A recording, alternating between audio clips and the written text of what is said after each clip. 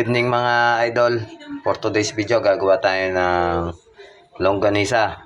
Gagawin natin, twist natin sa sibuyas na puti, sibuyas na pula, at kamatis at kalamansi. Gagawin natin, papakita ko paano pag-twist natin ng longganisa. Piprito natin muna ang longganisa at prepare natin muna bago natin titwist mga idol. Okay? Luto na natin. Yan mga idol, pakukuloy natin muna sa tubig mga idol kasi longganisa to, mga taba ng baboy to na kunting laman pero taba. Kaya pakukuloy natin muna at palalabasin natin yung mantika at saka natin lalagyan ng mamaya lalagyan natin mantika. Okay? Yan. Yan mga idol, pakukuloy lang natin. Tsaka natin bago lagyan ng mantika para matanggal yung kunting taba-taba niya.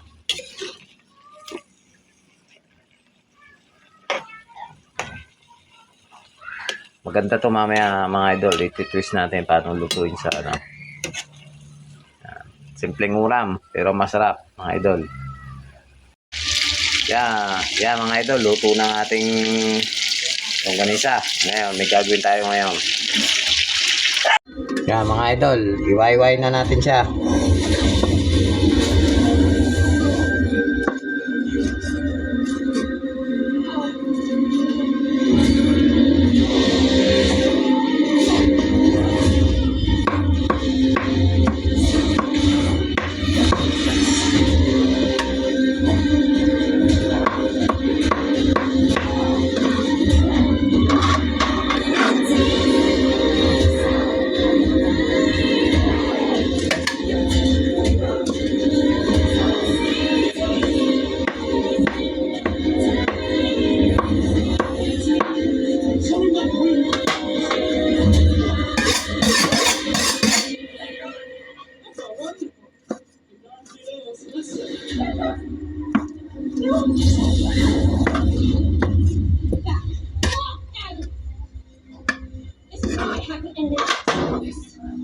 Change the world.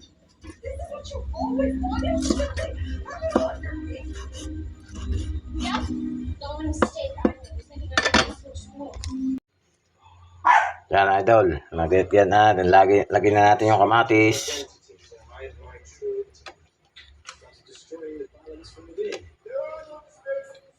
Yung sibuyas na pula. Yung sibuyas na puti. Pagsama-samahin lang natin mga idol. Yan ang pinaka-twist ng longganisang yan. Kayo na lang bahala guys kung anong mga idol, kung anong gusto nyong ipangalan dito sa ulam na to. Lagyan natin ng konting kalamansi. Mga limang kalamansi lang mga idol, okay na. Parang, naisip ko na idol kung anong pwede. Parang kinilaw na longganisa to. Yan. Yan.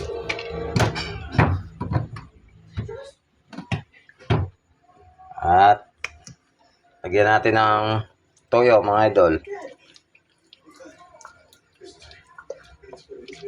Yan, pag-aluin lang natin mga idol. Yan. Yan, parang kinilaw lang. Yan. Ayan, lutuin natin ulit mga idol para yung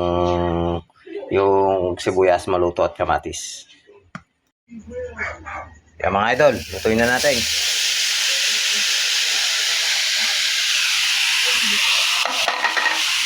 Hindi na natin nilagyan ng mantika mga idol para masarap. Yan. Sarap nito mga idol. Simpleng ulam pero masarap. Yan.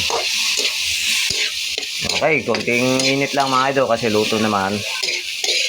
Para lang maluto yung sibuyas at kamatis natin. Okay mga idol, luto na ng ating ulam na longganisa. Finish natin sa pag ito, parang kinilaw lang. Okay, salamat sa inyong panonood. Magandang gabi sa inyo. Tara, kain mga idol.